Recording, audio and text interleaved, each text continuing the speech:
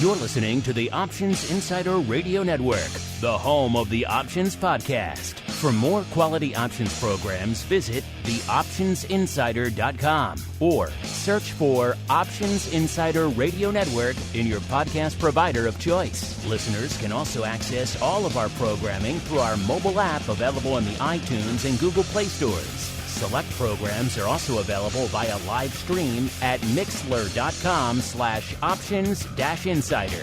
That's mixlr.com/options-insider. Don't forget to follow along with your favorite programs and submit your own questions for the hosts at twitter.com/options, stocktwits.com/options, facebook.com/theoptionsinsider, or via questions at theoptionsinsider.com.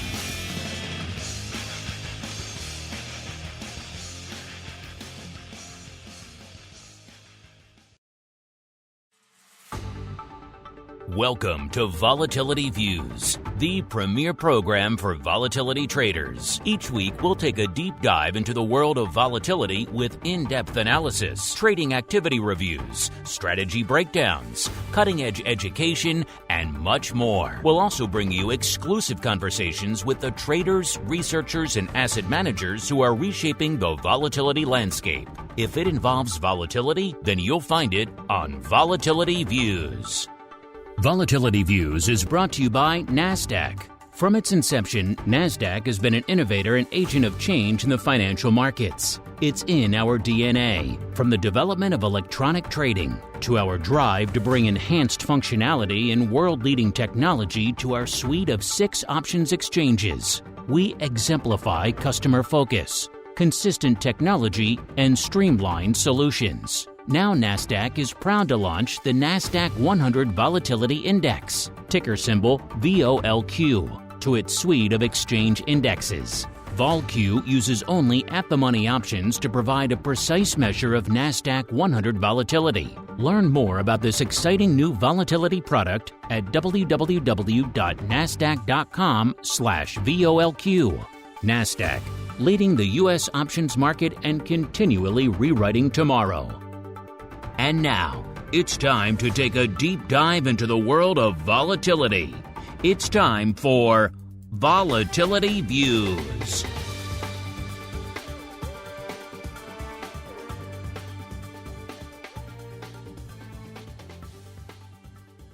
All right, everybody. That music means we are back. It is Friday. It is noon Central. It is 1 p.m. Eastern. Do you know where Vol is? Do you know what's going on in the world of Vol? Well, let's find out together. Yes, it is time for Volatility Views, the premier program for volatility traders. My name, of course, Mark Longo from theoptionsinsider.com, as well as, of course, from the network upon which so many of you are busy driving up my bandwidth bills to record levels out there. We love you all. We welcome you all out there. Thank you to all of you who made the last now 16 years. Yes, this January, our 16th anniversary. Sounds absolutely insane when I say it out loud. If we were a kid, we could drive by now.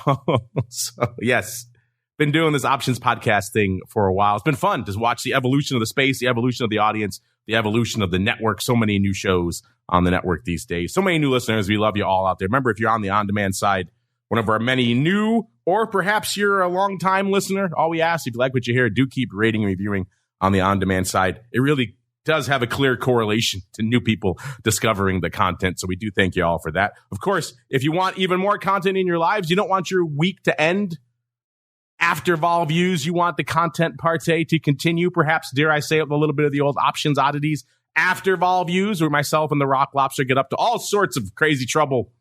Well, then you got to go to one place to find that, as well as live access to this show, as well as the archives. We have a couple of 100 hours worth of great episodes up there for you folks now, as well as pro Q&As. Talking Vol, we just had Mr. Scott Nations on there recently talking about Vol Q and everything, the creator of that product. So a lot of great Vol Q&As there as well. Only one place to go. Theoptionsinsider.com/pro is the place to go to learn more about all that fun. And let's see who's joining us on the old program today. First, we're going back to the dark and stormy, some might say snow-covered shores of Maine. I think the clam pirates are finally taking a break for the winter because they got multiple feet of snow out there. He is the Rock Lobster himself, Mr. Andrew Giovinazzi from optionpit.com. Mr. G, welcome back to the show, sir. Hey, it's good to be back. Yes, it is snowy. It's cold, a little icy. My driveway's kind of an ice rink, but we're surviving. We are surviving. But the clam pirates are definitely, there are no boats running in the morning in these frosty, cold temperatures. That's what you pay the big bucks to live in Maine for times like this, sir. Yes, yes. Feet upon feet of snow-swept tundra as far as the eye can see. Good times out there. Not quite the same thing here in downtown Chicago. And now we move back to New England, to an area that's actually back to the coast of New England, to an area that's mostly, the seasonal tourist spot, Cape Cod. I've only been there in the summertime, but he claims it's a winter place as well, because we are joined for the first time this year and for the first time in almost a couple of years here by our old friend, Mr. Dave Lincoln from the Short Vol Show over there on the old tubes. Mr. Dave, welcome back to Volatility View, sir. It's been too long. It has indeed, and I'm really excited to be back with you fellas. My old boss, Andrew G., and fellow ex-SEBO compatriots. Always a lot of fun to be had on the show, so let's get to it. A little bit of the old Volatility Review.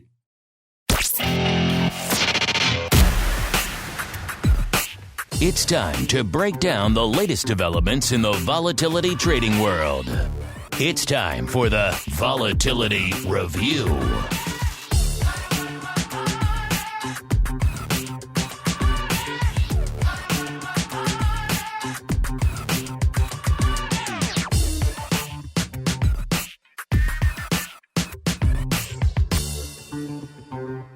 All right, everybody, let's do it. Let's commence operations here on the old Vol Review. This is, of course, the portion of the show where we break down what's lighting up our tape from a vol trading and trending and analysis and unusual activity perspective, not just for today, but for the entirety of the week that's going on out there. And before we even get to that, before we even get to this year's stuff, as I mentioned, Dave hasn't joined us since the crazy, heady days of 2021. So before we get into what's going on now, we got to look back a little bit. Mr. Dave, haven't joined us in a while. This is, of course, your first appearance for this year. So let's start by looking back. Obviously, you're looking at the vol markets day in, day out like the rest of us. When you look back at this mad, topsy-turvy year that was 2022, what really stands out for you? What were some of the highlights, the trends, the trades that when you look back really resonate to you? Well, I mean, last year was a very unique year in terms of the markets. And for many traders who hadn't seen a down year, I mean, the NASDAQ was straight down for a year straight. And a lot of my typical strategies and volatility were kind of put on hold as the market was in a unique spot. And I saw a return to form in the vol products as things kind of settled down a little bit. We had a bunch of periods where we kind of bounced back and forth into backwardation, but really it was a time of putting my current strategies on hold and kind of staying on the sidelines a little bit with the markets continuing to crater lower. We'll see if that kind of turns around now. But, vol back down to sort of a reasonable level around 18 right now. And the term structure looking pretty healthy right now. I think it was a year of kind of the VIX sort of underperforming in a way. A lot of times it seemed to be lower than you would think it would be. But for me, I've been largely on the sidelines and playing individual issues more than the VIX products. UVXY is at that area now where it's down in the single-digit range, and there's not as much meat on the bone to play with in that one. That's one of my favorites. And so kind of waiting for these reverse splits. I'm sure we'll get into that a little bit later in some of these products. Oh, was there a reverse split, you say? I had no idea, Dave. No, there hasn't been yet, but I'm waiting for that to recommence some of my trades because it's hard to trade a product that's a $5 product. Well, I was, of course, joking. There was a reverse split in one of them. Not maybe the great shakes we all wanted. We'll get to all that in a second. Really quickly, Dave, before we get away from last year, there were a lot of narratives that came out of last year that a lot of people were really focused on. One of them was this persistent drumbeat that VIX itself was just broken last year, or that it was muted. It didn't really give the upside pop that a lot of people wanted out there. A lot of people were also fixated on just how much upside was open in a lot of the vol products like VIX, and extreme upside. You're talking pars and above strikes that had open interest for days. Just going crazy out there in the world of volatility, it seemed like, left and right. There are a lot of different competing narratives going on throughout the year. Any of those resonate to you, particularly the fact that people beating that drum beat that, VIX is broken, VIX is muted, or VIX just wasn't doing what people wanted last year? You subscribe to that, Dave? Well, I don't think it was broken. I think it was performing the way it was set up to perform. But people did want to see the sell-off was somewhat orderly, and when you have a somewhat orderly sell-off, you're not going to see these huge spikes that they're expecting. Just because the market's going down doesn't mean volatility is necessarily going to go up. And when it's orderly, it's been a grind to the downside a bit. And I attribute the VIX not being as high as some people would like it to that slower grind, as opposed to like a huge rip down. And are you playing in this whole crazy zero DTE phenomenon? Because that was the other big takeaway from last year, right? Every one of them others just trading all day, instantly, same day contracts. Have you been sucked up in this phenomenon, Dave? Not so much. My advice, of course, to people is, if you're going to play that, I would be very careful to the short side. Maybe play it to the long side a little bit, but to the short side is pretty dangerous. When I was in the 30-year bond pit, bond options pit, there was a guy next to me that would play 0 days until expiration trades, and he would bet like $200,000-$300,000 on one straddle per day and trade huge size and make money on that. But for me, that kind of stuff is a little too risky for me. Man, more power to that guy if you can make it work consecutively over time. That's a neat trick. All right, let's get out. Exactly. Let's get out to what's going on out here this week, listeners.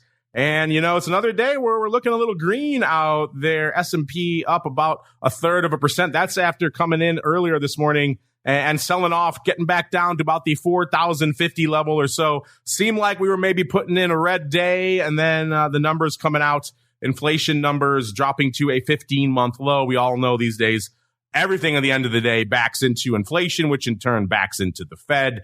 So the markets turned around and have rallied. S&P rallying about 20-odd handles from that low. The Dow up about 0.2%, and the NASDAQ up about 0.85 out there. So it's still green out there, but not exactly robust. There are still a lot of things hanging over the market, not the least of which being the actual Fed coming up next week. But that didn't stop them, listeners, from really coming for the vol today. I kind of thought they would keep their powder dry a bit. We do have the Fed next week. I didn't think we would see perhaps this aggressive of a vol move going into the weekend way before the Fed as we did. But clearly, people are already pricing vol past the Fed at this point. The Fed's a done deal. Nobody seems to care, because coming into the show, listeners, we were at an 18 even in VIX. Yes, an 18. I've been saying for a while, we might threaten, the 18 handle, get into like an 18.95 or something like that. No, we were at an 18 even. In fact, we did dip ever so briefly below it down to 17.97 today. We had a 17 handle in VIX today, with all this other stuff going on in the market, with the Fed still looming on the horizon, still a lot of earnings to come, and we hit a 17 handle in the VIX today. They came for the vol today, listeners, so nobody wanted to own vol going into the weekend, which in and of itself, I think, is an interesting sign. VVIX, the vol of vol itself, continues to go the way of the dodo again after getting juicy again over the past week. It's down to about an 80 right now. That puts it down a point from where it was this time last week. So a lot to unpack. Let's go out to the snow-covered shores of Maine. Mr. Rock Lobster, let's start there. Are you as surprised as I am that they just came for it today? They did not care, sir. If you had a bid in vol, they whacked it. Yeah, I mean, when I was surprised, because I have one of my strategies, my students on Wednesday, like, because the curve is kind of, we are a little flattish in the front end, and normally I might, I have kind of like the short SPY, short VIX trade on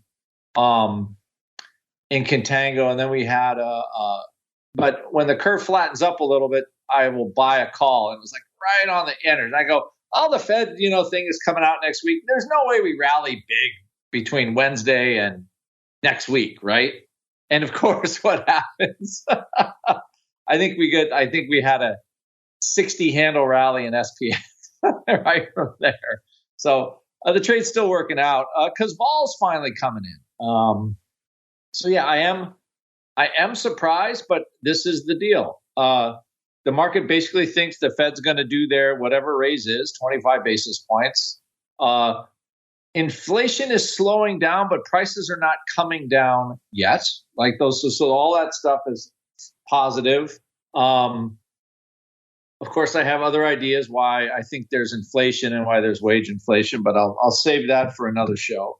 But I think a lot of those policies are starting to be reversed. So this is kind of the slow gain. It's slowly unwinding, basically. Basically just undoing all the stuff that we've done for the last 2 or 3 years.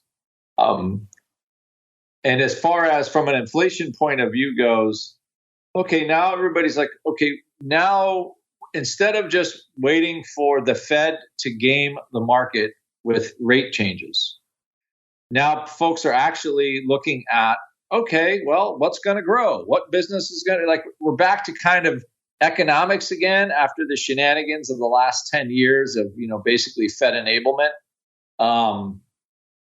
And I'm glad that that's going away. We're getting an inflation, an interest rate that really is relative to what prices are doing is more correct.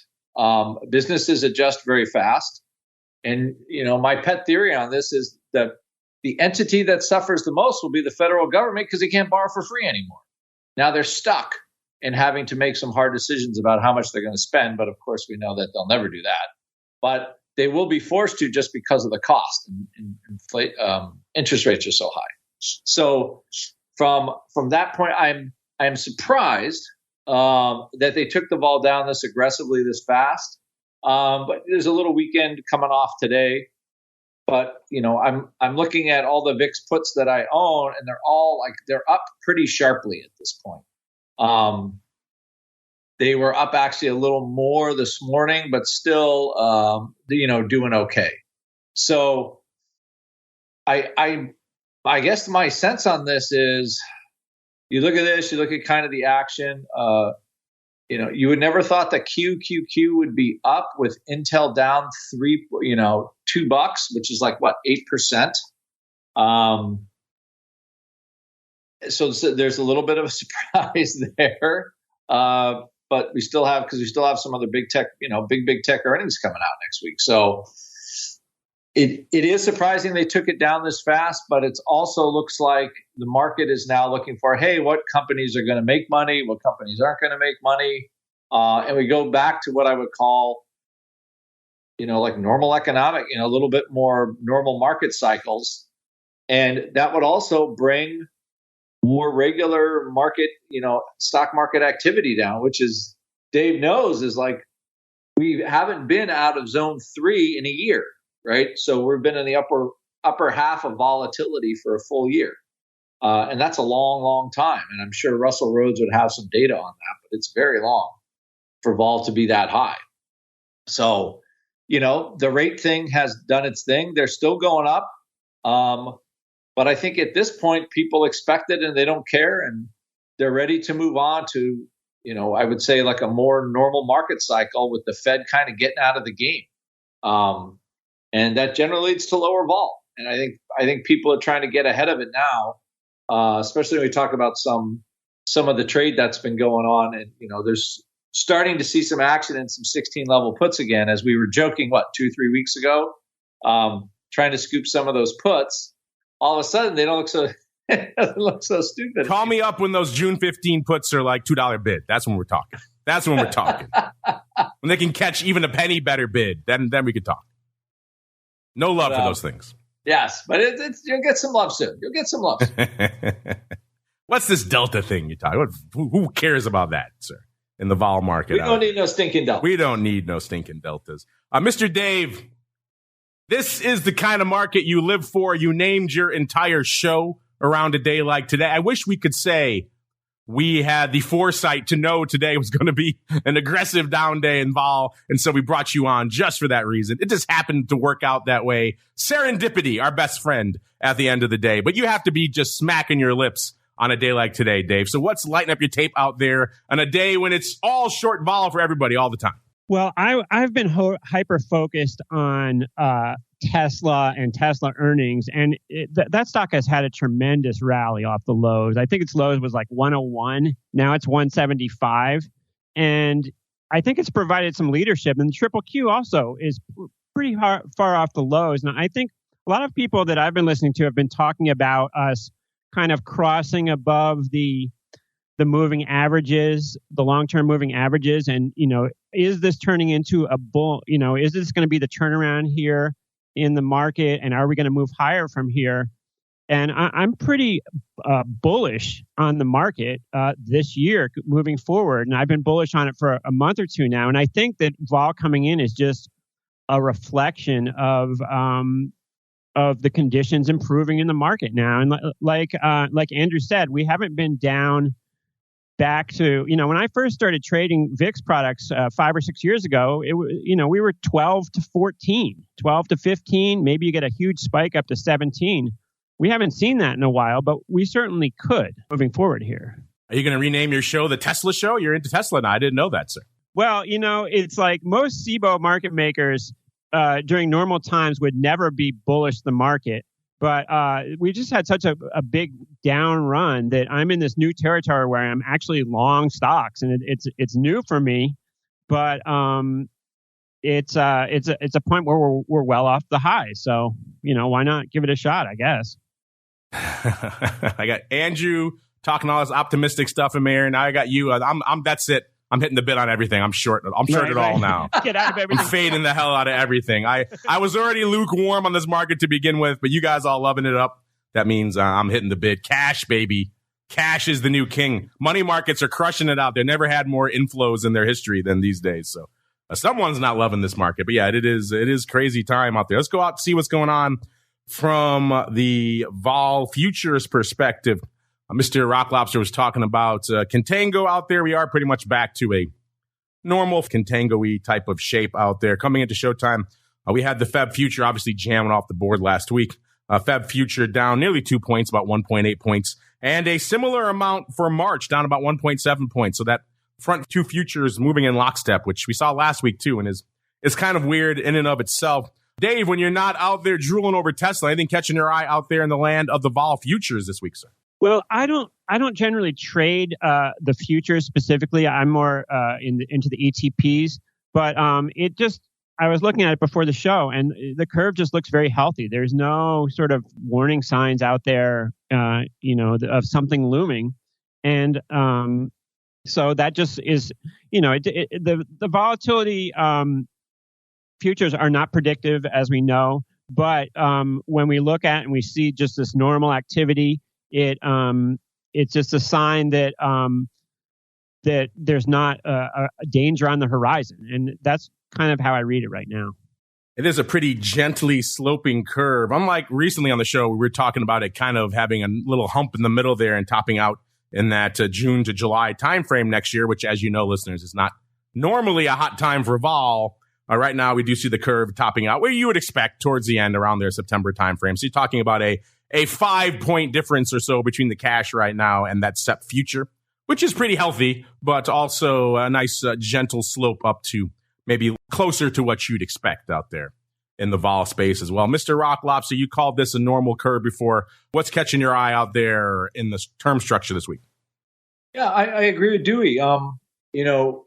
That was his old acronym, by the way, if everybody's wondering. But you're getting, so we've had, so normally into these, because the CPI and the FOMC minutes have taken on like over the last 8 months, right? So there's always like a trend with vol, meaning what makes the difference? When Dewey and I and you were trading, did anybody care that the FOMC meeting, right?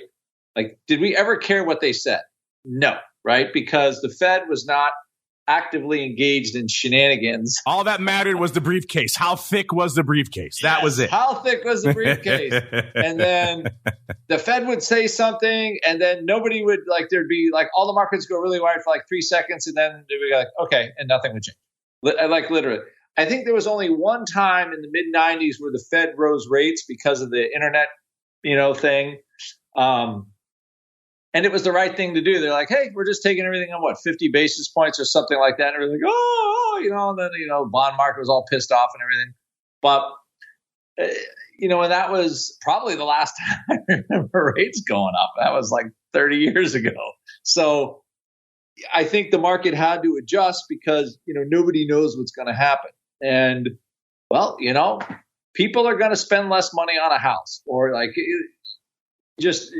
again, when the market has a lot of unknowns, it has a hard time. But from a curve point of view, we are going, so like Option Pit has this little theoretical value we did, and it's an observation of all the future closes over the years since they listed VIX.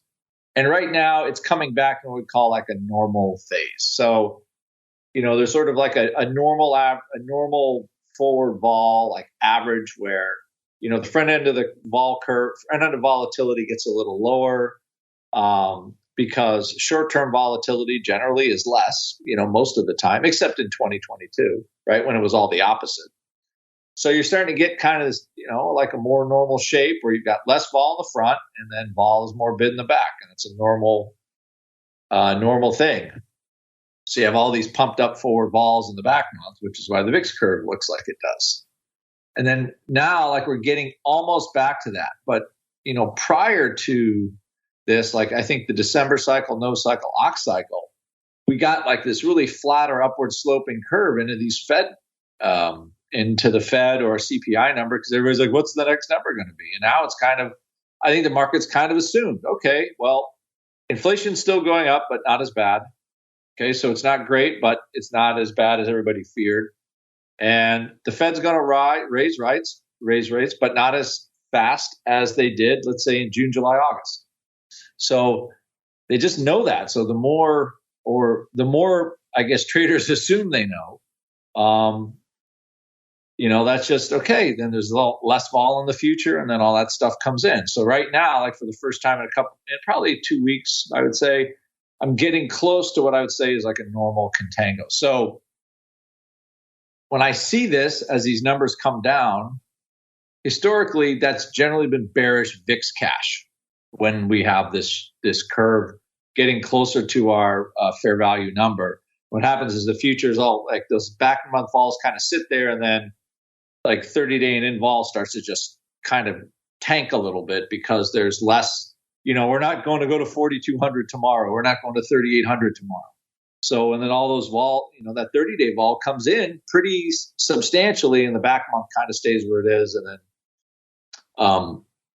and that's basically how the curve shapes. Now, the caveat, and Mark and I were talking about this morning, is this zero DTE. And I got my students are asking me, has the zero DTE thing affected VIX? And I was trying to from a, all vols connected in the SPX, right? So if you're trading a contract that's going to expire today, it is still connected by forward vol to a contract that's going to expire a month from now. However, that connection is tenuous, right? Because the contract's expiring today. But it does allow infinite gamma to be acquired by somebody. So you're not as worried about that short vol position in the short term. And I think that's been, and I'm still trying to figure that out. I'm sure a smarter, some of the smart vol guys you have that are real statistically based, and they kind of see how well, I'm kind of a meatball vol guy, just sort of see how things have traded when I was, when I traded. It's okay, this is how vol went. It goes up, goes down, does this, does that. But when I see this, there's definitely something to having that infinite gamma available to the liquidity provider, and at the same time having to provide infinite gamma at short notice. Now, they can rip that vol super high really fast, but it's still there, and I think I'm not quite sure what kind of dampening effect it has on VIX. Maybe that's some of the reason why VIX did not go as high as it could have, because they didn't need to. And it also might have been a reason why it took volatility took so long to come in, even when the market was kind of rallying and stuff, because we never really got that huge, generally when you get a pretty strong rally, VIX gets down to 16, 15, 14 or something like that. We never saw that.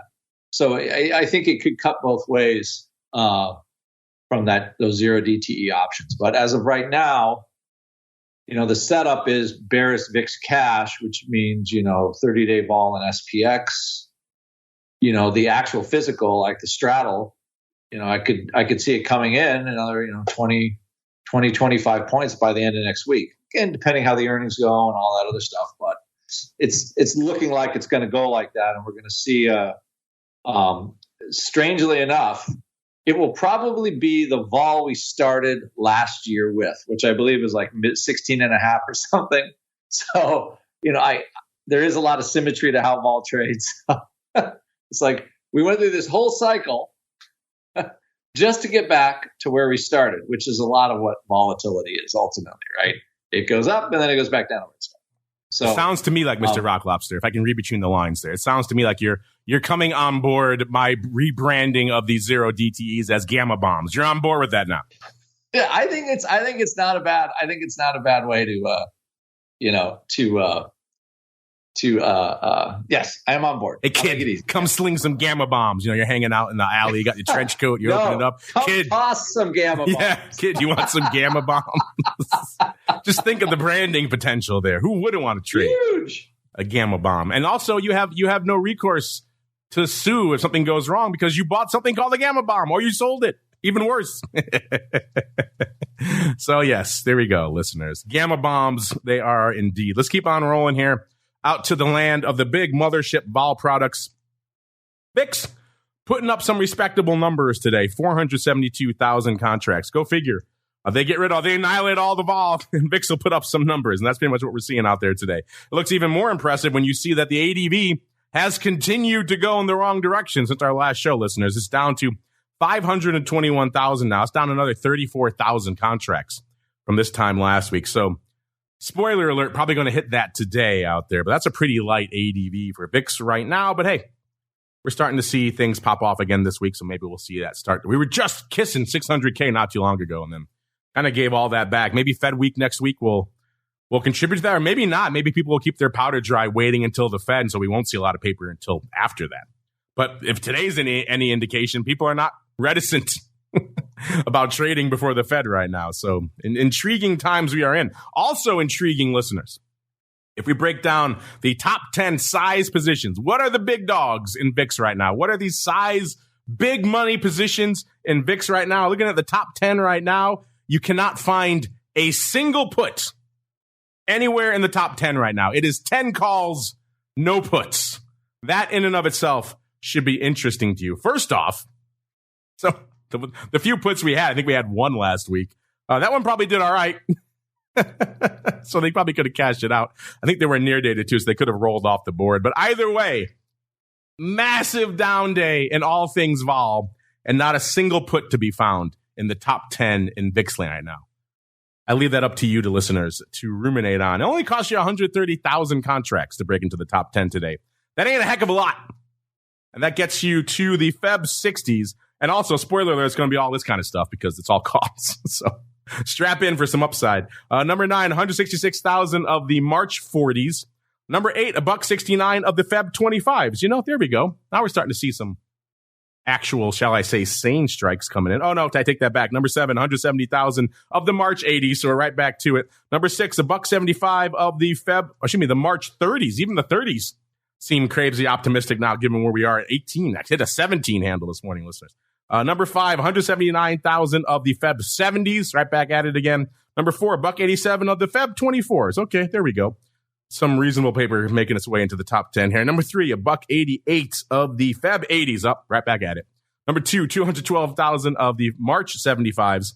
And the number 1 size position in VIX options right now, 221,000 of the Feb 30 calls, listeners. So intriguing stuff out there. Have you been starting to play again in VIX upside? Are you all in on the puts right now? Curious. Hit us up. Let us know out there. Let's see what's lighting it up out here this week, listeners. Today, like we said, a pretty active day. 472,000 contracts on the tape. The big dog today, 36, almost 37,000 of the March 18 puts. So there are puts going up, but just not enough to break into the top 10 out there. 20,000 of the Feb 19 puts from number 2. Then number 3, 19,000 of the March 65. So they're right back at it, listeners. Number 4, 18,000 of the Feb 18 puts. And number 5 today, 17,000 of the Feb 24 calls. Yesterday, a lighter day, 421,000 contracts on the tape. The big dog yesterday, 29,000 of the Feb 23s, followed by 28,000 of the Feb 30s. Number 3, 18,000 of the March 19 puts. Number 4, 17,000 of the Feb 22 calls. And rounding out the top 5 on a pretty light day yesterday, 15,000 of the Feb 24s. Wednesday was the big dog of the week, at least so far. We'll see what today shakes out at. 674,000 contracts on the tape for Wednesday. The big dog was actually pretty big on Wednesday, 111,000 of the Feb 24. So that gets to why that strike is now such a presence in our top 10 most active listeners. 111,000 of them going up just on Wednesday. So a lot of action there, followed by 50,000 for number 2 of the Feb 20 puts. Number 3, 43,000 of the Feb 17 puts. Number 4, 25,000 of the Feb 30 calls. And rounding out the top 5 on a decently active Wednesday, 23,000 of the Feb 21 puts. Tuesday also looking respectable, 554,000 contracts on the tape. The big dog on Tuesday, 53,000 of the March 30s. Followed by number 2, 28,000 of the Feb 20 puts. Number 3, 27,000 of the Feb 23 calls. Number 4, 25,000 of the Feb 18 puts. And rounding out the top 5 on Tuesday, 23,000 of the Feb 17 puts. Monday looking pretty anemic again, only 413,000 contracts on the tape. Still, it is good to have a tradable Monday again. We've been closed, seems like, for a while on Mondays. 23,000 was number 1 on Monday of the April 24 calls. So the 24s across the board getting some love this week. Number 2, 22,000 of the Feb 18 puts. Number 3, 21,000 of the Feb 17 puts. Number 4, also 21,000 of the Feb 50s. So is that a bit of a collar with a 50 call kicker? It does line up OI-wise or volume-wise, interestingly. I'll have to go dig and see what Monday's numbers hold in store for us. And then rounding out the top 5 on Monday, 18,000 of the June 20s. Those are interesting. 18,000 of the June 20s. Mr. Dave, when you're not just slinging Tesla hither and yon, anything catching your eye out there in the world of the big mothership VIX options this week, sir? Well, I was just digging into the Feb 19 puts that you were talking about going up on the tape today. That looks like it's part of a spread here, and I'm just looking at it. What I really like to do every day is I'll pull up time and sales in the VIX and in VIX products, and I'll go through it and I'll sort by the highest volume. I'll sort it by quantity and see what's going on. And I'd recommend for viewers to just go through that every day, whether it's an individual equity you're focused on or if it's VIX products, and just look through your time and sales a little bit. A lot of times, especially with VIX, it can be a little bit deceptive because many of these big trades are often spreads. And it appears this Feb 19 put this morning, it looks like they bought the Feb 19 put and sold the 16 and 22 put. But yeah, it's been a lot of overwriting, and I think it's a lot of hedge funds are just they're selling these way out of the money calls as just a source of income against their portfolios. I think that's a lot of what's been going on lately. Also, somebody today going out there for the 65 par vertical. So all sorts of fun going up out there today. But you're right, looks like those 19 puts did go up as a spread as well. So a lot of action going up out here today and indeed this week. Mr. Rocklops, anything catching your eye out there in the a little bit more active, even though the ADV doesn't say so, VIX options this week, sir?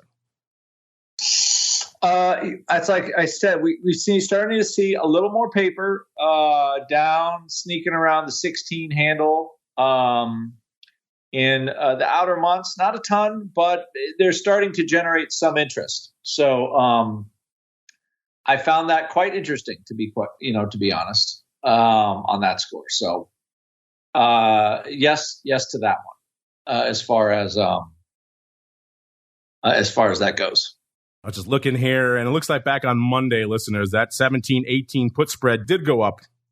That was just a put spread, but the calls looks like they were about 40 minutes before. So it doesn't look like it was even though it lines up volume-wise, it doesn't seem like it went up unless they legged it, but it doesn't seem like that's the case. But it does say the put spread did go up late, so some of the executions were a little bit wonky out there, but doesn't seem like it was a crazy collar, even though the 50s, they got a dime for those. So not a heck of a lot of juice to be found in those, but intriguing stuff nonetheless.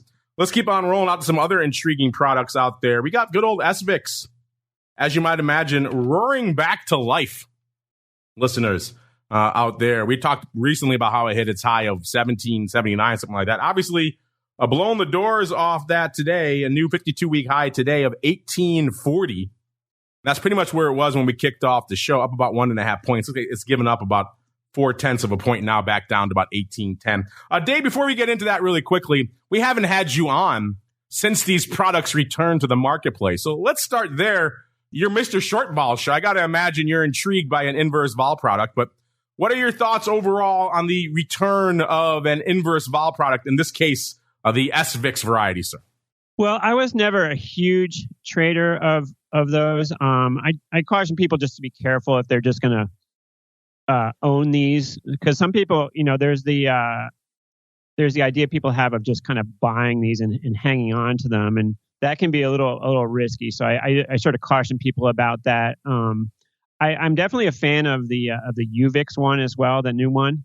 It would be nice if we could get weekly options in it, of course, but more leverage products, the better. It spreads out. It adds liquidity to the marketplace and gives us more stuff to play with. So I'm a fan of anything we can add to the volatility atmosphere here.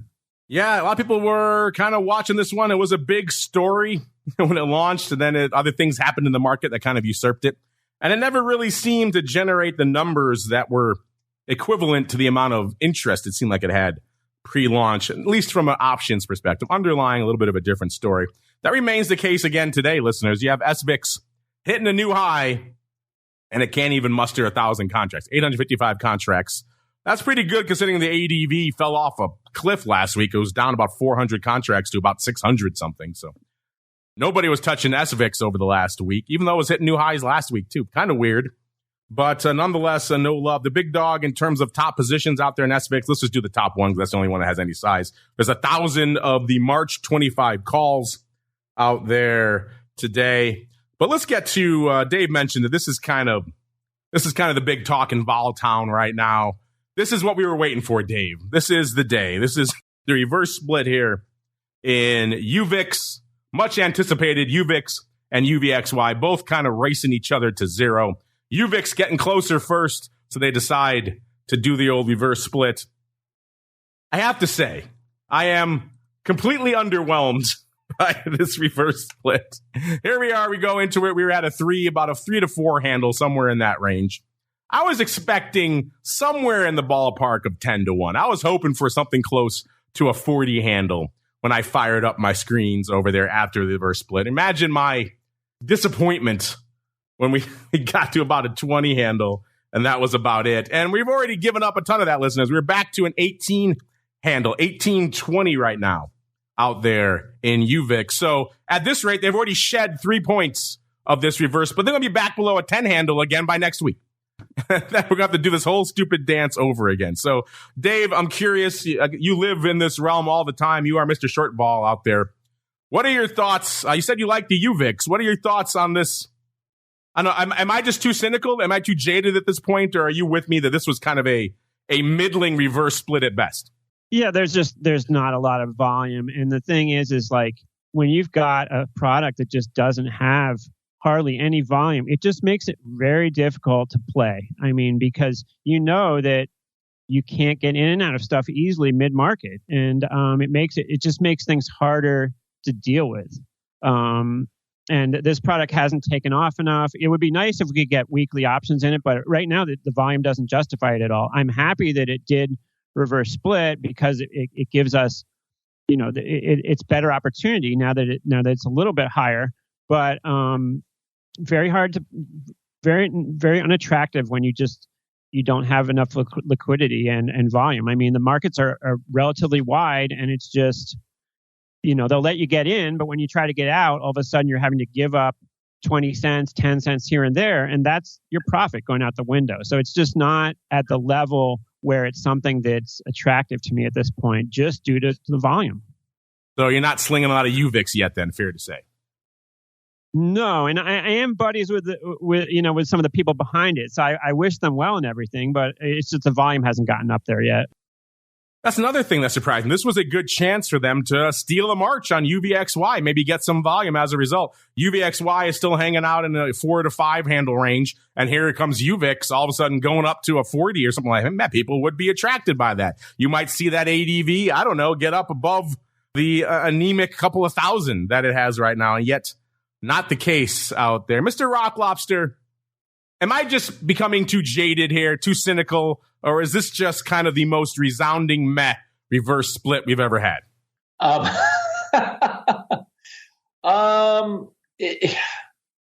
the problem is we're stuck between what we would like the reverse split to be and what they're giving us. If they want to make people excited, give us 8-1. Yes, 9-1, you want to engender some interest in your product. This is marketing at the end of the day. This is a marketing move at the end of the day, is it not? Because they just keep splitting it, forever, right? Because we all know what the deal is. So it's, I find it frustrating. And we tried to pile in and buy some put flies yesterday. I never filled anything in UVXY. It was real annoying. And to the reasons that Dave already alluded to, it's just freaking annoying. So, yeah, give us something to sink our teeth into, and not a $20 split product. It was, and now what is it? $18? It's already down $1. So it wasn't going to drop like 10% or 5% a week. Especially if VIX cash starts to go down. I mean, UVXY will get just smoked. So, if you start to see a 17 or 16 handle on a percentage basis, that's that could take $5 out of UVIX pretty quickly. So anyway, I agree with you. It has been slightly underwhelming. I mean, the whole point, too, is also to keep it at a tradable level. Once we get below the 10 handle, everyone starts talking reverse split again. We could be there in less than a month. Yeah, easily. 2 weeks. Especially if we actually get VIX actually goes down. So yeah, I just don't know. Yeah, I think they're focused on attracting buyers of the product. So they want a low price so that people will buy the product, and that's the opposite of what we're focused on. Yeah, so that is. We're opposed. What the product people want and what we want are the opposite things, and it's not meshing. I suppose they need to understand the use case for their product, though. First and foremost, I would think. I need to talk to these folks. We need to get them on the show. We need to set them straight. They think it's going to go into somebody's portfolio as a hedge, and several times, by the way, like, okay, do not put this in your portfolio as like to leave it there for the year as a hedge. Yeah, no. We make video after video telling people not to do that. Yeah, facilitating buy and hold paper in this. Backwardation, or we're starting to, and the curve gets a little flat, then you're going to get some action. I mean, most of the time, it ain't going to go well for you. Yeah, facilitating buyers of this underlying is borderline criminal. This is not a thing you want to be facilitating out there. So yeah, this is all sorts of crazy to me. And hopefully they enjoy perpetually reverse splitting, because if they keep this up, that's what they're going to do. If they keep reverse splitting to 20 again to keep the price manageable, they're going to be reverse splitting every month and a half. So this is just that, and that becomes absurd. So there's a lot to not like here. Not on top of the liquidity and everything else. Listeners, I'm with you. I tried to put on some stuff. Who didn't want to look at a put fly after this thing reverse split? And who didn't look at it and say, "Oh my God, what?" and just said, "The hell with it," and washed their hands of it completely. Because what else could you do? These markets were an atrocity. Let's go out to something that's a little bit tighter, Mr. Dave, because it gets a little bit more paper out there. It's your other preferred vehicle, UVXY. Was at a 4 3/4 when we kicked off the show, down about 3/4 of a point. Let's see where our friend is hanging out right now. 480 odds, so gaining a little bit back. So I'm guessing your preferred vehicle right now is UVXY, Dave? Well, no, it's too low for me to really trade it. It's annoying when you're trading the 5 calls. I did see a trade go up today. It was like 1,000 lots. It's not marked as a spread, but it went up at the same within a minute. It was the June 5 put and the June 4 call. I don't know if they sold the strangle, but no, I hate it at $5. It just doesn't do anything for me. I won't trade it until it reverse splits. And hopefully it reverse splits to a higher level. It's interesting, though, when you were talking about put flies with the other one, the SVXY had decent paper for a while and was good for call flies. And hopefully that other product gets to more volume like this. Because obviously UVXY has decent volume and you can actually get in and out of stuff. But when it's a penny wide and a four and change underlying, it's just of no interest to me at all.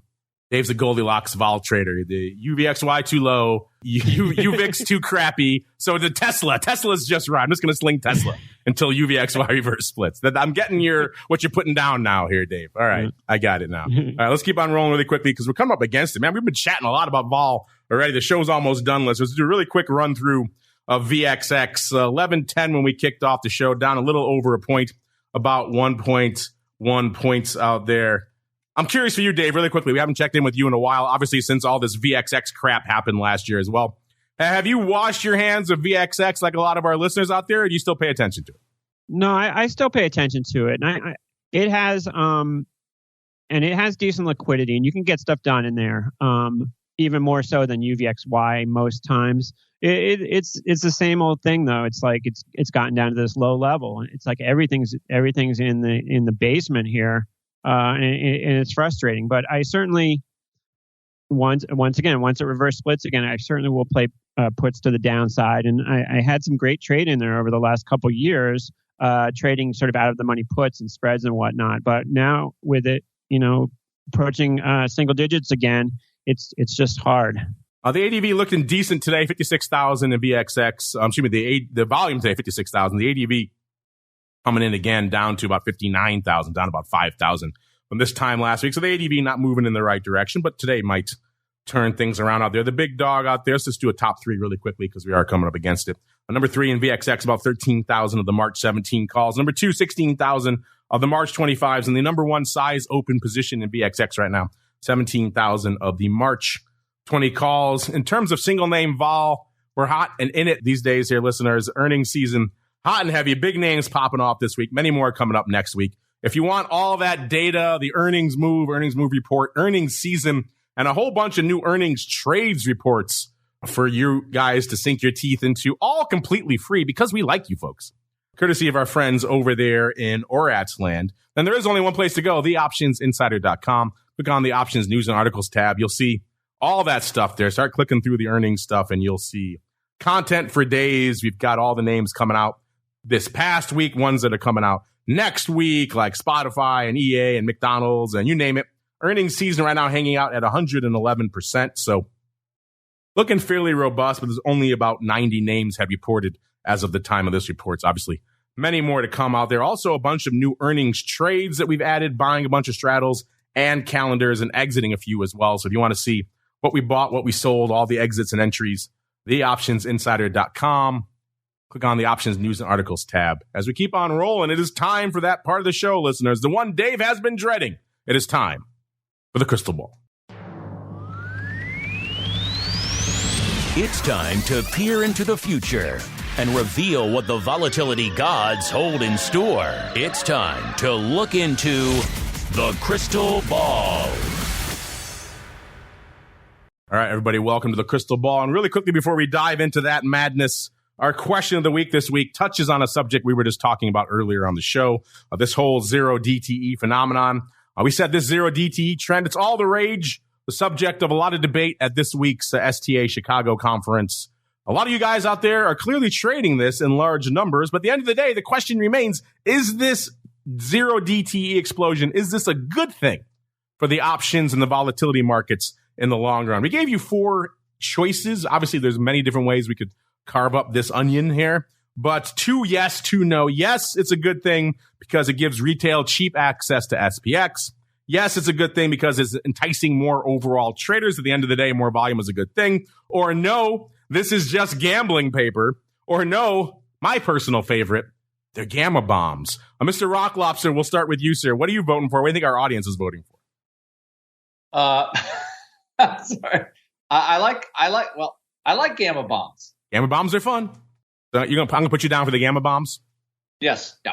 Gamma bombs for you and gamma bombs for the audience. Mr. Dave, same question for you, sir. Are you down with this? You think this is a good thing, or you think this is a bad thing? And then what do you think our audience is voting for? I think if this enables the risk to be spread among more hands in the world and it adds liquidity to the overall pool of people who this risk is spread out among, then it's a good thing. The question, we just have to make sure that people are educated before they jump in and they know what they're getting involved in and they know what risk they have. And that's kind of, I guess, Andrew and my job there.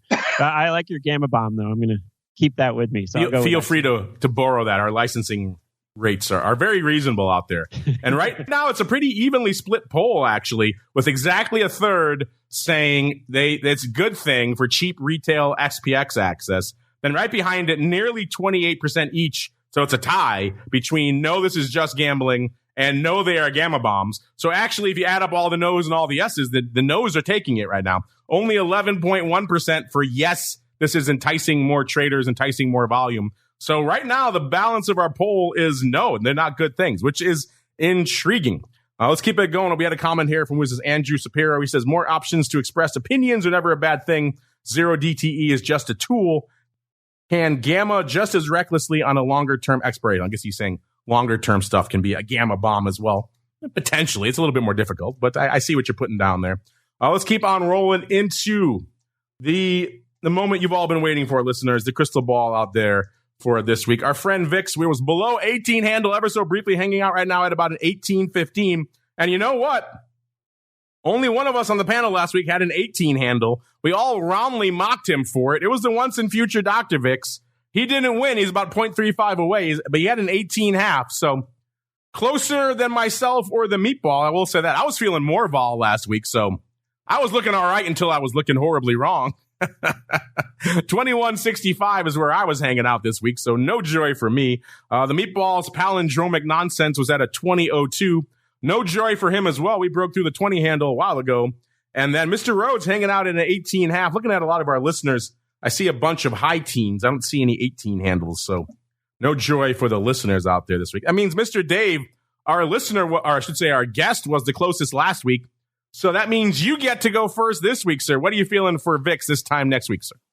All right. Well, I don't want to hedge my position with this, and I don't want to give myself bad luck, but I'm going to go with the 17.5.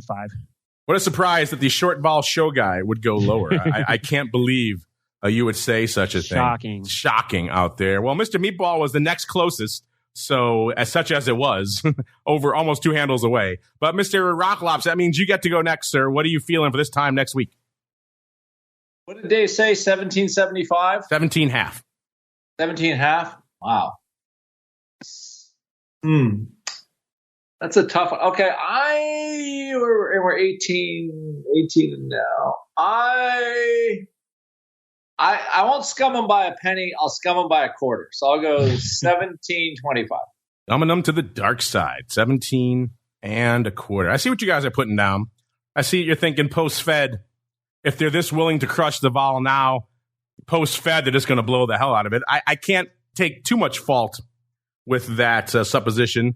But, a lot of people are playing to the short side. I'm going to go the opposite way. Listen, I'm going to say we're going to get a little bit more vol. Maybe the Fed spooks us a little bit with a little bit of that hawkish just jab of the knife that spooks the markets a little bit. Because we are obviously, we're whistling past the graveyard again here when it comes to vol. We're just saying, pay no attention to that man behind the curtain. And that means we are poised for perhaps the other shoe to drop. So I'm going to say not a ton of vol, but more vol. 1933. All right, listeners, that is going to do it for us this week. Ran a little long, but hey, can you blame us? There's a lot of vol to talk about out there this week, particularly on the short side. Mr. Dave, good to have you joining us back on the show for the first time in over a year. Obviously, a lot of new listeners have joined us since your last appearance, sir. So let's start there. If folks want to check out your show, where should they go? What should they do? So David Lincoln on YouTube is where I'm at and at the famous Dave, FAMIS Dave on Twitter. You can find me there, and feel free to leave a comment, reach out to me, and I will respond. There you go. Check him out. Mr. Short Vol Show at Famous Dave over there on the Twitters there as well. Look at our listeners here. Got a lot of 20 handles coming in. So, Options Queen's 18.5, so she's feeling a teen handle as well. But getting a lot of 20. I thought I was going to be the most optimistic guy, but 20 handles. There we go. Intriguing the way our audience goes. Mr. Rock Lobster, same question for you, sir. If folks want to get all the deals, where should they go? What should they do? Optionpit.com. Ask or call 888-TRADE-01. Ask for Ted or Andrew. And if you heard this show, you get 10% off any one of my amazing programs that teach my students how to make money. I believe they're all up for the year this year and last year. I have to look at all of my numbers, but I had some killer products and programs last year. So anyway, if you want to learn how to trade options, come on over to optionpit.com. Optionpit.com is the place to go. We got to get on out of here, listeners. So those of you on the on-demand side, that will conclude your broadcast week. Thank you for joining us throughout the week. A lot of great content coming at you. Hope you enjoyed it all. Of course, if you missed anything, it's all there on the network feed or on the Volatility Views feed for you to enjoy at your leisure. If you're not listening to the full network feed, what are you doing? You're missing out on nearly a dozen shows. Of course, those of you on the pro side, hang out, make your vol guesses in the chat. We'll be back in a little bit, myself and the Rock Lobster, to break down the mad week of unusual activity. There's a lot of stuff going on out there to break down, so that should be fun. If you don't know what I'm talking about, listeners, theoptionsinsider.com/pro is the place to go to learn more. Get in there quick so you can join us for the show out there today. And we're back again on Monday with the old OB all the way through to another Friday, another episode of Volatility Views. Stay safe out there, everybody. Volatility Views is brought to you by NASDAQ. From its inception, NASDAQ has been an innovator and agent of change in the financial markets. It's in our DNA, from the development of electronic trading to our drive to bring enhanced functionality and world-leading technology to our suite of 6 options exchanges. We exemplify customer focus, consistent technology, and streamlined solutions. Now NASDAQ is proud to launch the NASDAQ 100 Volatility Index, ticker symbol VOLQ, to its suite of exchange indexes. VolQ uses only at-the-money options to provide a precise measure of NASDAQ 100 volatility. Learn more about this exciting new volatility product at www.nasdaq.com/VOLQ. NASDAQ, leading the U.S. options market and continually rewriting tomorrow. You're listening to the Options Insider Radio Network, the home of the Options Podcast. For more quality options programs, visit theoptionsinsider.com or search for Options Insider Radio Network in your podcast provider of choice. Listeners can also access all of our programming through our mobile app available in the iTunes and Google Play stores. Select programs are also available via live stream at mixlr.com/options-insider. That's mixlr.com/options-insider. Don't forget to follow along with your favorite programs and submit your own questions for the hosts at twitter.com/options, stocktwits.com/options, facebook.com/theoptionsinsider, or via questions at theoptionsinsider.com.